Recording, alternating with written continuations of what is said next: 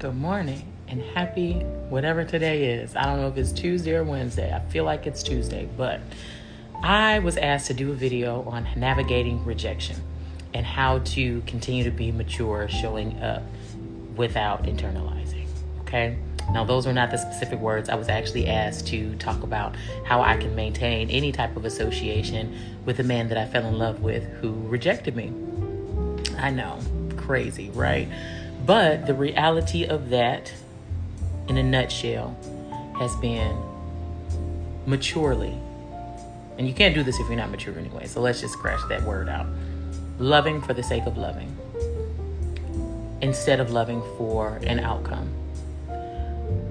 Love is not meant to be given away just because we expect something or want something. And in my years of choosing to be single, while yes, I definitely made some terrible decisions because I was settling. I had a lack of self-worth, lack of self-awareness. I was on my own. I was not truly trusting God with the fullness of my life or with myself. And I had got myself mixed into some things that I shouldn't have. And with that isolation, a lot of my love became transactional. So when I finally was introduced to someone, on a serious note, the people that introduced us knew who I was and who I am and what I, look for, so on and so forth. So when I met someone that I actually like, that I can let my guard down with, let my hair down, I can sit on the phone and talk to you for hours about everything and nothing at all. That was and is, that was scary for me. And it was strange because I'm like most men that I've, been introduced to, it doesn't go anywhere beyond 72 business hours. Like, I'm not exaggerating that. Sometimes it was me, and oftentimes it was just there's no depth. And that's what I need. That's what I'm seeking in all of my connections and relationships. But anyway, to my point of maintaining that connection with him through the rejection, when he rejected me, he wasn't disrespectful.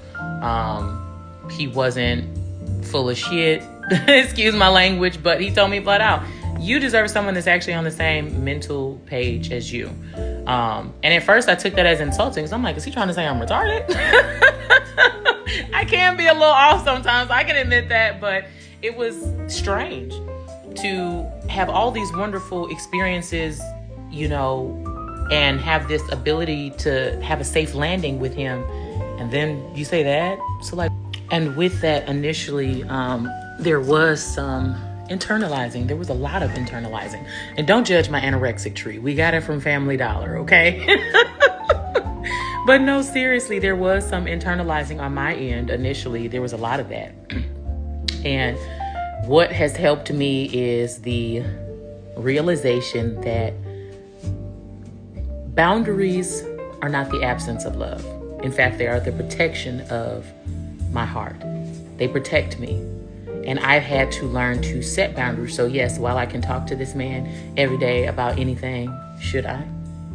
Because I'm a woman that desires to be married, should I be investing so much time and energy into this connection with someone of the opposite sex where I could be confusing others, let alone confusing myself with that emotional attachment?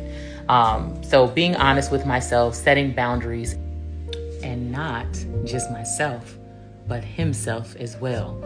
He's protecting himself. So he made it clear. He set this boundary. Hey, this isn't going anywhere with us. This is where I'm at. This is where you are.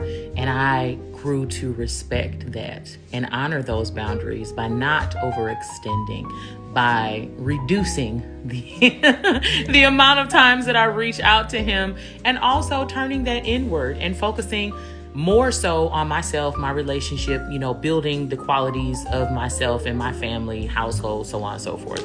And it has been so helpful for me to take that accountability rather than sitting and sulking and internalizing, why I'm not good enough, I'm not pretty enough, he don't like me, what can I do more of?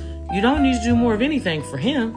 You need to do more things for yourself, for your household. There's always another way to lock in respectfully and better ourselves, okay?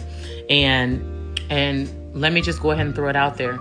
One, you want to embrace boundaries. Boundaries are a good thing. Now, granted, there's always a way to set boundaries, but let's be mature. There's a way to do things, okay? So set boundaries respectfully, gracefully, directly, and stick to them. Two, accepting the reality that love does not insist on its own way.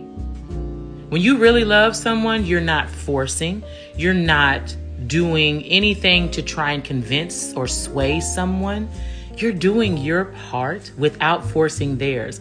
And I really believe those two things are the main things, like embracing boundaries and setting them and sticking to them, okay? That's multiple things in one. But two, embracing the fact that we should be loving for the sake of love, not just because we want an outcome. I hate the fact that there are so many people in this world who do things out of obligation or I got to. No, I want to do this. I love to do this. Like, two of my homegirls, close friends of mine, are actually married. And we were talking about all of this before I even started making these videos. And one of them told me, girl, you have reminded me that I need to do better and do more.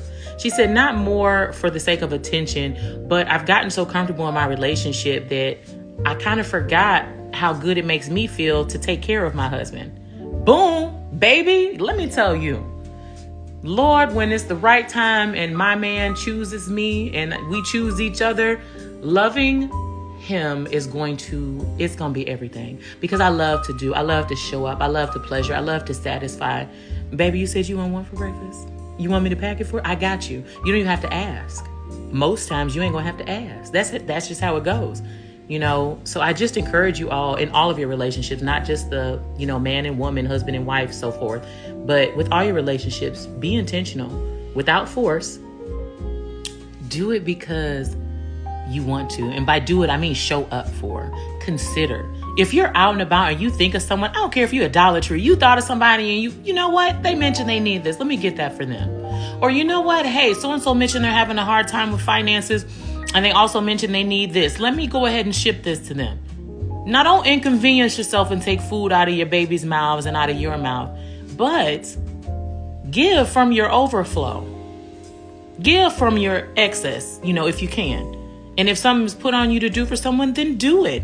Do it unbegrudgingly. Do it because you desire to do so, because it's who you are. So that when doors are closed in your face or when you're met with rejection, instead of internalizing, sulking, and trying to get back and putting yourself out of alignment with God and his blessings and the grace and favor that he has for you, let it be because this is who you are for real.